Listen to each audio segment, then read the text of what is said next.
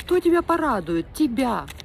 Кому попалось это видео? Подожди, давай посмотрим. В эфире София, работаем старо. Что тебя порадует в ближайшее время? Смотрите, вы не могли долгое время получить свое обнуление, страхи, какие-то ограничения, возможно, другие люди, безденежье.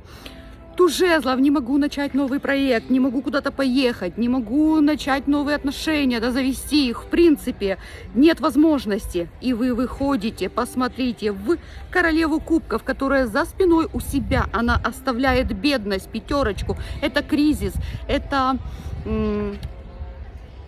низкая самооценка, это тоже, когда мне мало, мне недостаточно и в отношениях, и в деньгах, и по жизни, да, мне недостаточно. И это обесценивание, то есть вы оставите всех и все, кто вас не ценит у себя за спиной, и вы станете тогда королевой.